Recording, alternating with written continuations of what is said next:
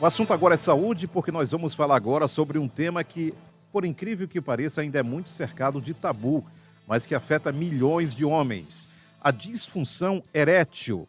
Também conhecida no passado como impotência sexual, essa condição atinge cerca de metade da população masculina acima dos 40 anos, segundo estudos mais recentes. Agora, para esclarecer algumas dúvidas e desmistificar esse assunto, falar sobre causas, tratamentos e a importância de buscar ajuda, principalmente, nós vamos conversar agora com o Dr. Diego Capibaribe, que é urologista. Dr. Diego, bom dia, seja bem-vindo à Jovem Pan News Fortaleza.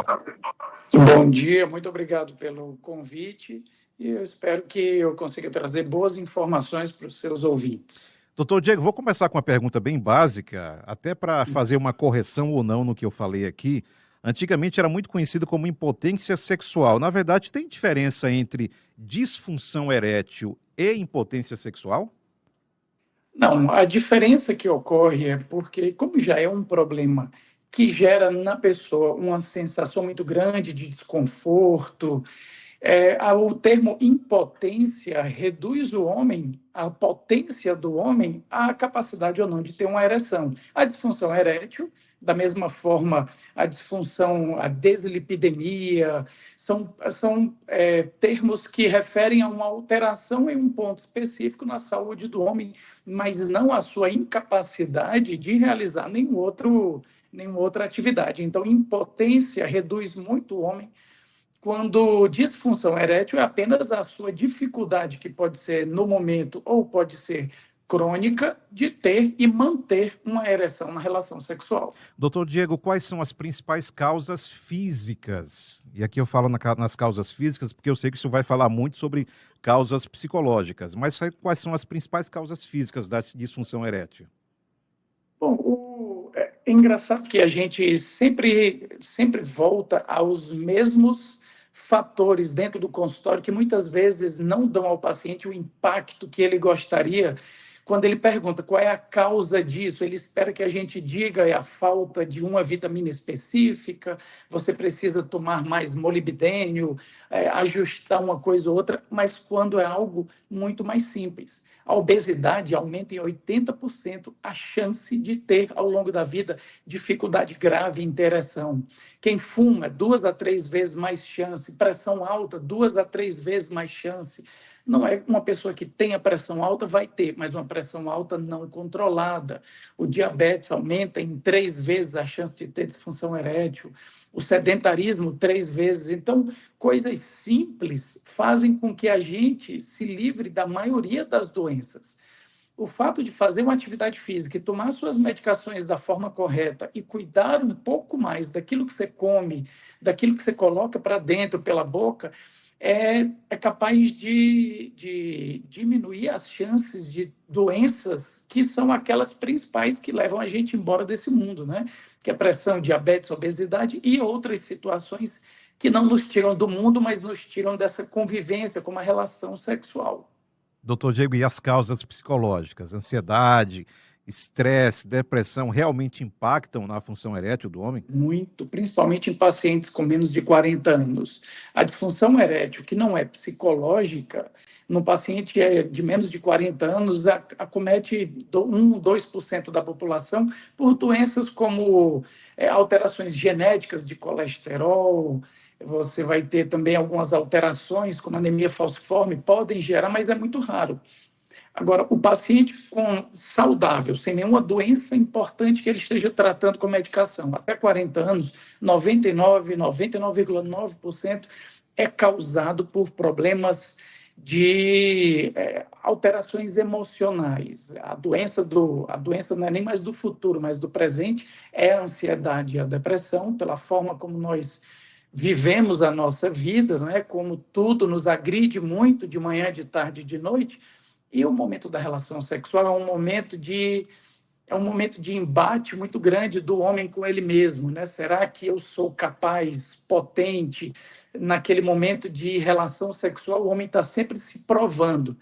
Eu pergunto muito para o paciente se é mais fácil ele lembrar da vez que ele foi mais vigoroso sexualmente ou a vez que ele falhou. Ele diz que não lembra a vez que foi mais vamos dizer, potente, né? Mas ele lembra de detalhes do dia em que ele perdeu a ereção, para você ver como marca muito a masculinidade do homem. E se você coloca ele numa situação de estresse crônico, noites mal dormidas, ronca muito, acorda por engasgos, ele vai ter menos força e disposição para ter uma boa relação sexual.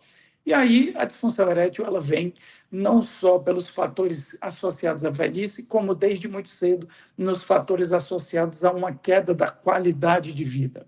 Se você ligou o rádio agora ou está acompanhando a nossa live pelo YouTube, estamos conversando ao vivo com o urologista Dr. Diego Capibaribe sobre o tema disfunção erétil. Daqui a pouco eu sei que você ouvinte está esperando perguntas relacionadas a esse tipo de assunto que são os medicamentos. Só que antes disso, eu quero perguntar sobre um assunto também, doutor Diego, que eu abri essa entrevista falando a questão do tabu. Por que os homens ainda evitam procurar um urologista, um especialista, hein, doutor Diego?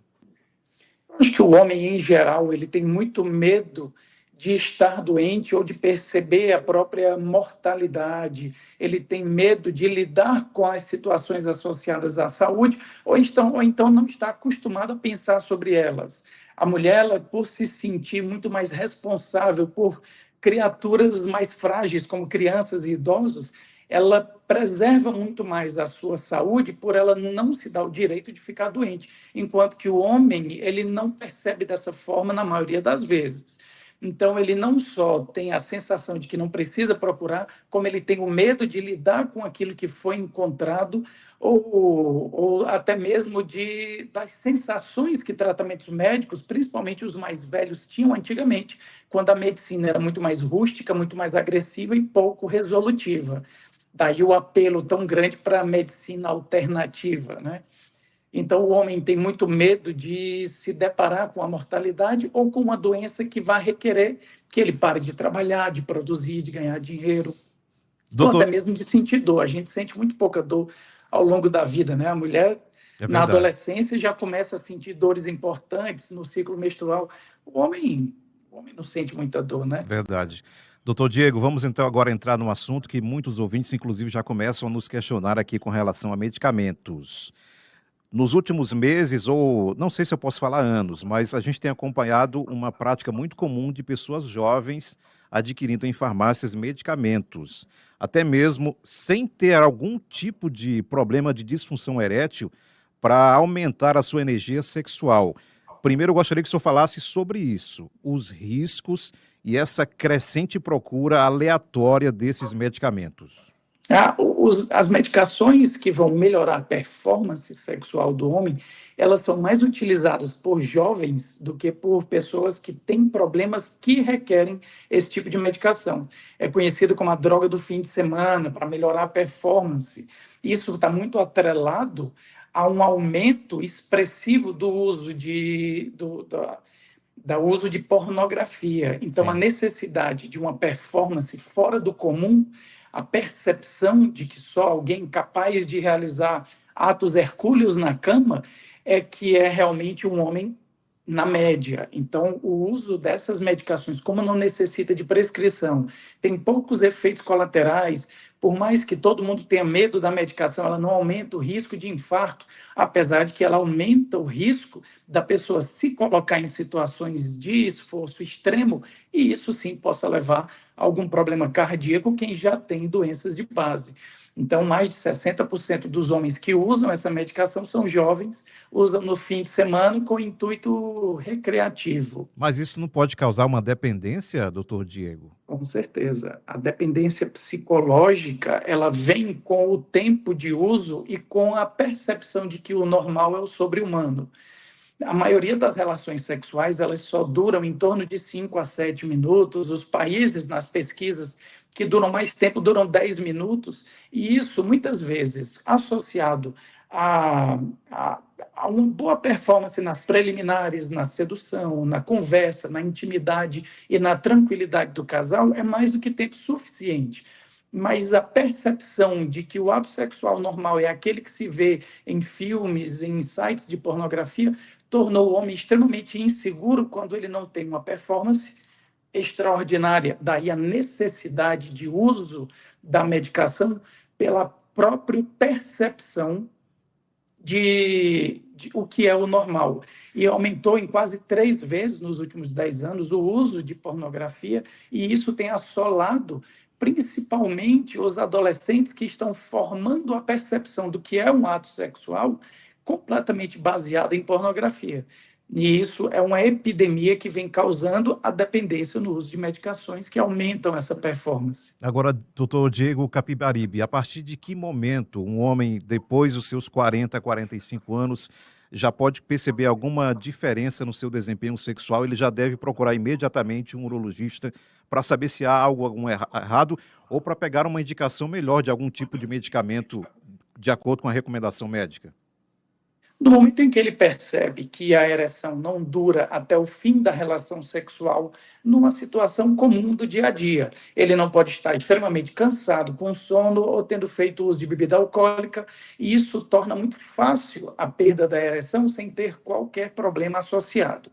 Então, se ele percebe que de forma crônica, ou seja, ao longo das semanas, uma vez ou outra, ele tem tido mais dificuldade em ter a ereção com o estímulo ou manter a ereção até o fim da relação sexual, ele deve procurar um urologista que é habilitado a identificar pontos na saúde desse homem que pode estar afetando, desde psicológico até físico, metabólico, a partir dos 40 anos principalmente, que é quando aumenta o número proporcionalmente de homens com disfunção erétil, em torno de 30%, de 40 a 50, é uma regrinha de 10 a menos. A partir dos 50 anos, aproximadamente 40%, 60 anos, 50%, 70 anos, 60% dos homens vão ter alguns sintomas. E aquelas pessoas que têm anemia falciforme, que é uma doença genética do sangue, pacientes que já fumam há mais de 10, 15, 20 anos, pressão alta que não controla direito, não toma remédio direito, começam a perceber uma falha na capacidade de ter e manter a ereção, é importante, e não só que procure um urologista, mas um cardiologista, porque esses problemas podem estar associados também a problemas cardiovasculares. Pode preceder um infarto em torno de 5 anos. Paciente de 50 anos, obeso, sedentário, fumou muito, a pressão alta e diabetes, começa a ter problemas para manter a ereção, ele tem que ir no jogo casado, vai no urologista e no cardiologista, e assim ele vai ter uma avaliação bem completa de todo o seu sistema cardiovascular para manter boas ereções e um coração que funcione no auge do romance com quem quer que ele esteja. Doutor Diego, só para encerrar, tem muitas perguntas aqui, infelizmente o tempo está acabando. Quem utiliza esses medicamentos para a prática de atividade física, quais são os riscos? É muito comum você conversar com algumas pessoas que utilizam, por exemplo, em academias, em exercícios mais pesados. Quais os riscos e até que ponto isso realmente é indicado ou não? Bom, não há indicação formal para o uso dessas medicações, elas são, a atividade física de academias, ela sempre seguiu muito modas, né? Sim. Na minha época, quando eu era bem mais novo, era albumina do ovo, depois vai para o whey, creatina, tudo prometendo ao atleta uma performance muito superior àquela que muitas vezes a sua própria genética lhe condiciona. E esse uso de medicação nesse intuito, ele não é recomendado, não há ainda uma maneira muito detalhada de eu dizer o que pode acontecer de errado. O que eu posso dizer é que não há nenhuma comprovação científica de que isso vá melhorar nenhuma atuação dentro da academia. Então, não é recomendado de forma alguma. É uma medicação que é capaz de diminuir a pressão sanguínea.